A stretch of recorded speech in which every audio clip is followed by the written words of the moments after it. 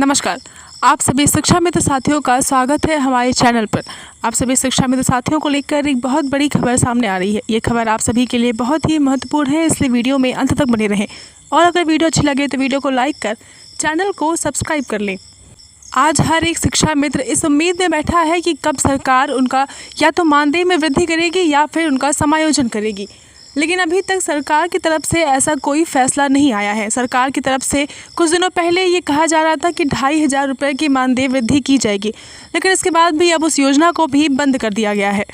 सरकार से जब भी आप सभी के मानदेय में वृद्धि की बात की जाती है तो सरकार कहती है कि आप सभी के मानदेय में वृद्धि पहले ही कर दी गई है।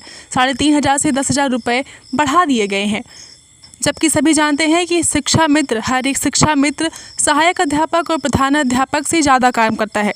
वह स्कूल के वो सभी काम करता है जो कि एक सहायक अध्यापक और एक प्रधानाध्यापक नहीं करते हैं। जो काम उन्हें करना चाहिए वह शिक्षा मित्रों से कराया जाता है, लेकिन इसके बाद भी उनके मानदेय में कोई वृद्धि नहीं की जा रही है। लेकिन फिर भी आप सभी के मानदेय को लेकर संसद में, विधान परिषद में आए दिन आप सभी के मानदेय में वृद्धि को लेकर या आप सभी के समायोजन को लेकर आवाज़ उठती रहती है। सरकार से अक्सर आप सभी के समायोजन को लेकर मांग की जाती है। एक बार फिर से आप सभी के समायोजन की मांग सभी के सामने रखी गई है। आप सभी इस वीडियो में अच्छी तरह से देख सकते हैं। उत्तर प्रदेश में जहां मानसून सत्र में विधान परिषद, विधानसभा चल रही है, तो वहीं केंद्र सरकार का भी मानसून सत्र चल रहा है। आगे हम इस पर चर्चा नहीं करेंगे क्योंकि हमारा मुद्दा उत्तर प्रदेश के शिक्षा मित्र, अनुदेशक और ग्राम प्रहरी है। मैं लगातार जिस तरीके से कल सदन में एमएलसी मान सिंह यादव ने शिक्षा मित्रों के सवाल किए, विधायक ने, चित्रकूट वालों ने सवाल किए, एमएलसी सिन्हा जी ने, आशुतोष सिन्हा जी ने जो सवाल किए, सब सवाल कर रहे हैं। अखिलेश यादव ने सवाल पूछा, लेकिन क्या सरकार सवालों का उत्तर देने से बचती नजर आ रही है? जहां प्रधानमंत्री नई शिक्षा नीति की बड़ी गंभीर चर्चा करते थे, तो क्या प्रधानमंत्री नई शिक्षा नीति को लागू करने के लिए प्रधानमंत्री को निर्देश देंगे, या फिर मुख्यमंत्री भी नई शिक्षा नीति पर नेता प्रतिपक्ष को बहुत कुछ बातें सुनाते हैं, तो क्या इसी महीने नई शिक्षा नीति लागू करेंगे? क्या है, क्या नहीं है, इस सब पर सदन में वक्तव्य देने से क्या नुकसान? अगर आप नई शिक्षा नीति पर पूरी तैयारी कर चुके हैं तो फिर सदन में बता दीजिए कि हम नई शिक्षा नीति लेके आ रहे हैं और नई शिक्षा नीति पर हम इतना इतना ये तैयारी कर ली और हम ये बोलेंगे। तो कम से कम लोगों को पता तो चले कि नई शिक्षा नीति पर आप पूरा अपना थीसिस कर चुके हैं, पूरी तैयारी कर चुके हैं, जिसे जनता जनार्दन आपके मुख से सुनना चाहती है। अनुदेशक और शिक्षा मित्र का एक ही अपना सवाल है, साईं इतना दीजिए जामे कुटुंब समाए, मैं भी भूखा ना रहूं, साधु न भूखा जाए। साधु की बात छोड़िए, कुटुंब की बात छोड़िए, वो शाम को खुद भूखा सो जाता है, उसका बच्चा भूखा सो जाता है। इस सब के बावजूद भी क्या आप इन पर चर्चा करने को तैयार हैं? क्या इन गंभीर बातों को सुनने को तैयार हैं? नहीं। मैं जो समझ पा रहा हूं कि आपको लगातार ये सब सवाल किए जा रहे हैं, लेकिन आपने खामोशी की चादर ओढ़ ली है। ना आपको सर्दी लग रही है, ना आपको गर्मी लग रही है, ना आपको बरसात का भय है, ना आपको किसी भी ऋतु का कोई असर नहीं दिख रहा है। वे असर हो गई हैं सारी बातें, वे असर हो गई हैं वो सारी रातें, वे असर हो गई हैं वो सारी बातें जो आप पर असर करें। लेकिन जिस पर असर कर रही हैं उसका परिवार भी भूख से तिड़फिड़ा रहा है, उसका भूख से परिवार तिल मिला रहा है, तड़फ रहा है। लेकिन आप खामोशी अख्तियार किए हुए हैं। आपसे जब सदन में सवाल किए जाते हैं तब भी आप गोलम गाल जवाब देके उससे आए बाएं साए निकल जाते। लोग आंखों में आंख डाल के आपसे सवाल पूछ रहे हैं। ये मैं नहीं, 2.5 लाख परिवार का सवाल है।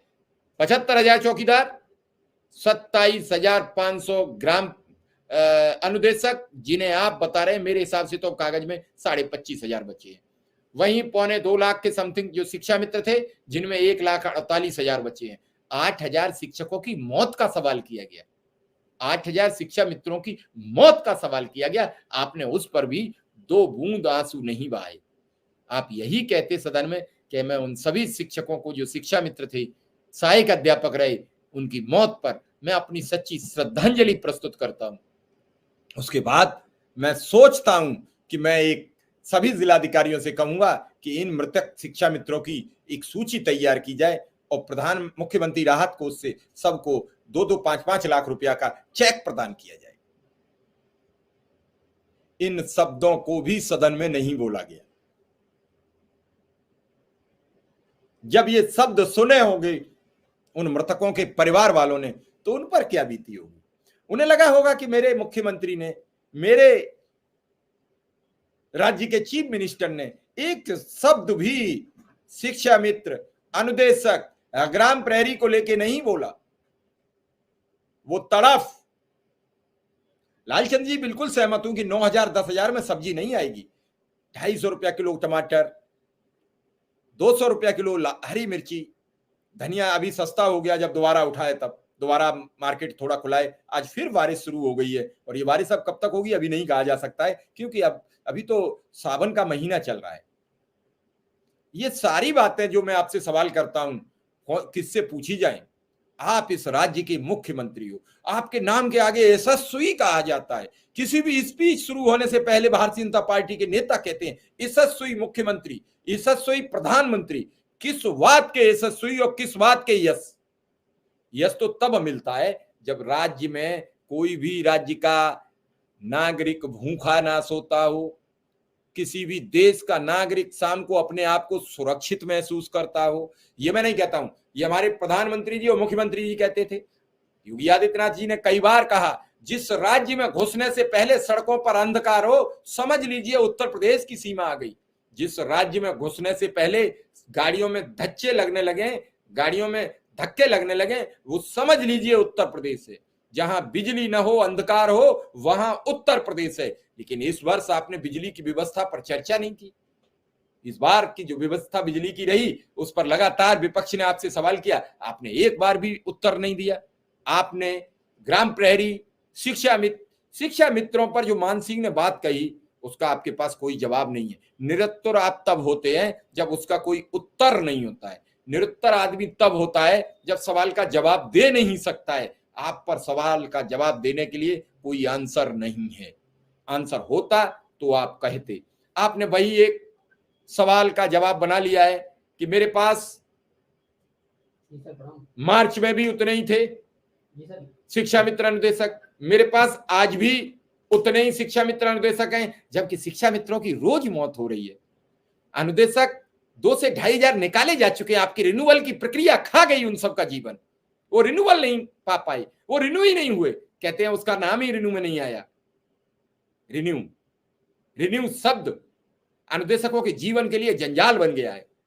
और आपने जो ट्रांसफर की प्रक्रिया उन्हें दी है, उसे तो वो झेल ही नहीं पा रहे हैं।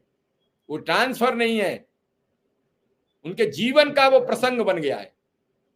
कितना कुछ करें, कितना